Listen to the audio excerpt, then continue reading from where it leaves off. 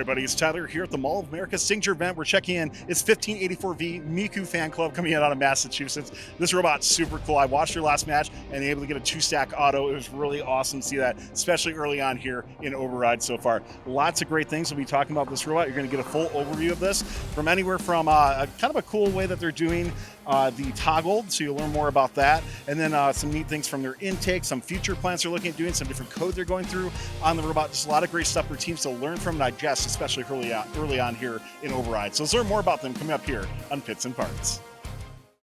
Help us achieve our next goal by being one of the 50,000 subscribers on our YouTube channel. Don't forget to like, subscribe, and click the bell to stay up to date on all future fun content. Andrew, can you give me a brief overview, sir, about how did you tackle the Override challenge here, especially getting ready for MOA? Yeah, so I want to give a shout out to Team 1412J Banshee from Cypress Springs, Texas, I think.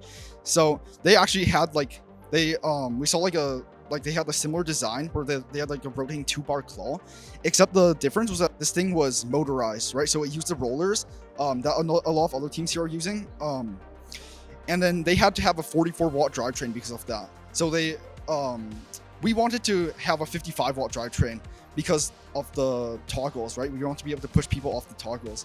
So what we ended up doing was we wanted to design a similar concept, but with a pneumatic claw that would allow us to have a 55-watt drivetrain. David, let's talk more about the intake here on your robot. One of the things we were talking about earlier is this gear junction box that you're utilizing as well too. So walk me through a bit more of some of the aspects. Yeah, so here's our gearbox right here. It connects our motor to the counter roller and also this roller and the pre-roller. And this design, I think, is really cool because we actually put it onto this screw, and then that basically makes it more compact compared to other designs. And then this roller, it spins at 1200 RPM. This also spins at 200 RPM, and this spins at 2400 RPM. We also have these triangle flex wheels, which allow the pin and cup to go in more easily. And this intake roller is actually mesh because when you had rubber bands, it would get stuck inside the roller, which would make it hard for us to intake. At the end of our intake, we have this flap roller, and this allows us to spin the pin into the cloth mechanism right here at the end.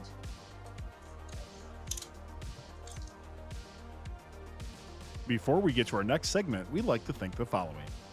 Build your alliance and discover why so many VEX alumni choose Kettering University. Every student at Kettering experiences their cutting-edge co-op programs that seamlessly blend the professional and academic worlds. Kettering co-ops are a fully immersive working experience at the leading edge of industry. Head on over to kettering.edu/VEX to learn more about their incredible programs and get more information.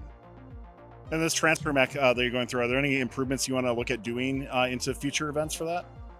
Yeah, so while match loading, we actually use our claw design at the back, and this is bad because we score back to back, which requires us to turn 100 degrees to go to a goal base.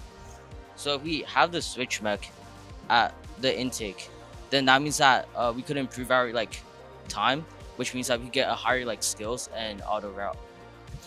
One of the things we really want to talk about is this toggle mesh robot that you're utilizing as well too. It's a little bit different than what some of the other teams are doing. So talk to me about how it works, and have you seen it be effective so far here in the field?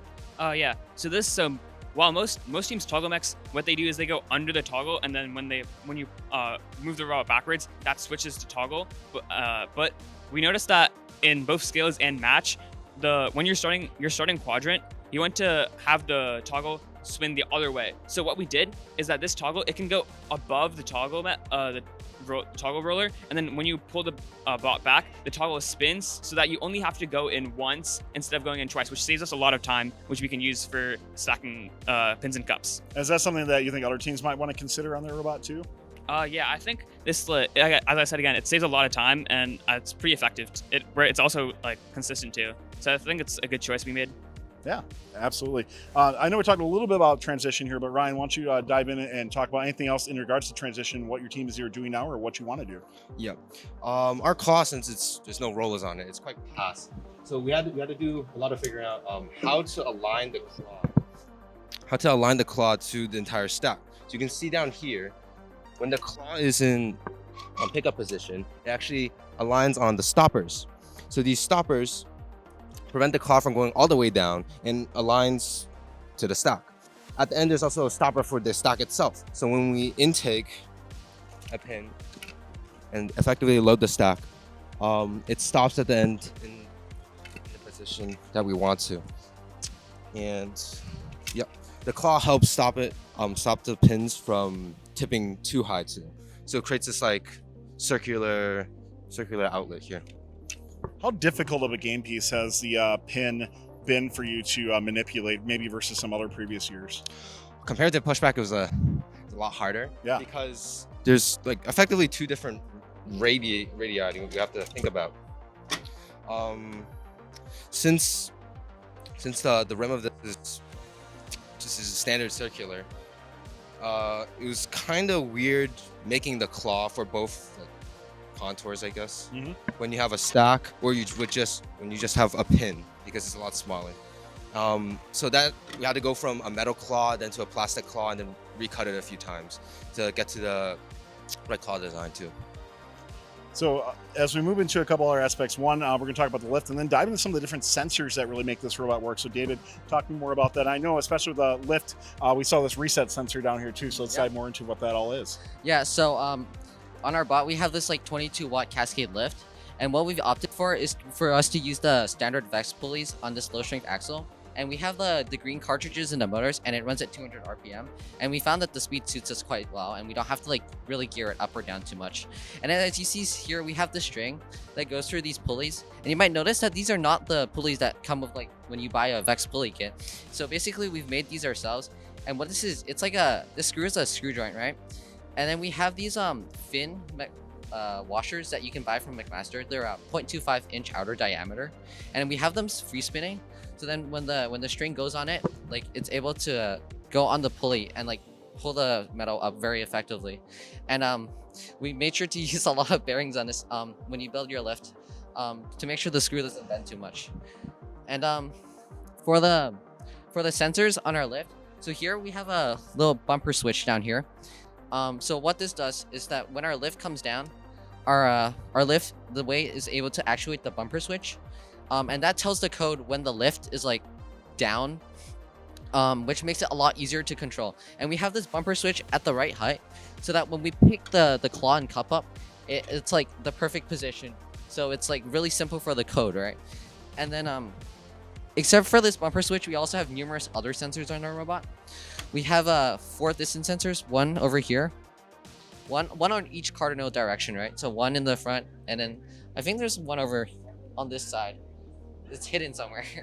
And then there's one over on here, and then one of this facing forward. And we use that for our localization system, which Andrew will talk about later. And then additionally, we also have an inertial sensor, and we also have a leaf spring odon pod that we can credit Echo for.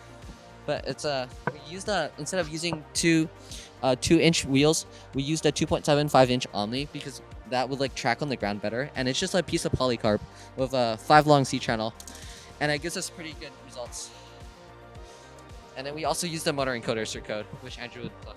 Yeah, Andrew, let's talk more about coding. I mean, when I watched your match, seeing that 2-stack auto was so cool. That was at least my first time seeing that in person for things. So talk to me more about that. Yeah, so I was talking to my friend Nixon from 78181A, right? And he was talking to me about like how when you have Vex PID, right? He was talking about like how at different angles, like turning angles and distances, you have different like PID values, right? Which I was like, that's like kind of weird. You're not supposed to do that, right? And then I thought like about like a standard robot. When you're doing a motion in a standard robot, you have velocity commands instead of voltage commands, right? So what we use on our robot is similar to like an actual robot in real life. So we have a velocity control on the motors, and then another PID loop on top of that sends velocity outputs, right? So that's called cascading PID, and it makes our PID like a lot like more accurate because instead of outputting like 8,000 volts, we're gonna output 200 RPM to the motor, and then it handles that for you. And then so the decrease of the error is just a straight line. And then so also for our localization, so our odometry, we use the odometry wheel, and then So that's the fast update loop, updates the odometry wheel at 10 millisecond intervals. And then every 30 milliseconds, we use the distance sensors to update a particle filter of 500 virtual robot particles. That's our Monte Carlo localization algorithm. And so it's like extremely accurate, like down to like a 1/10 of an inch when driving around the field, so long as the distance sensors can see the walls. Have you guys looked at doing anything with the April tags at all, being that that's a new thing here for Override? Yeah, so we actually didn't have a whole lot of time. So, I mean, we don't even have the April tags on our field. Sure. But, and we also heard like from other people that like, not to like diss Vex or anything here, but like the vision sensors aren't like super like accurate at seeing the April tags like consistently. So we just opted for Monte Carlo localization because we used the same algorithm last season and it worked very well. And obviously working out great so far as that 2-stack auto, and we can't wait to see how you continue throughout this competition, throughout the season as well. So Miku Robotics team, thank you so much for taking the time to tell us more about this team and your robot too, and the success you're having, and we can't wait to see your future success all the way through the season. Good luck, guys. Thanks for watching. Don't forget to like, subscribe, and click the bell to stay up to date on future fun videos. Build your alliance and discover why so many VEX alumni choose Kettering University. Every student at Kettering experiences their cutting-edge co-op programs that seamlessly blend the professional and academic worlds. Kettering co-ops are a fully immersive working experience at the leading edge of industry. Head on over to kettering.edu/VEX to learn more about their incredible programs and get more information.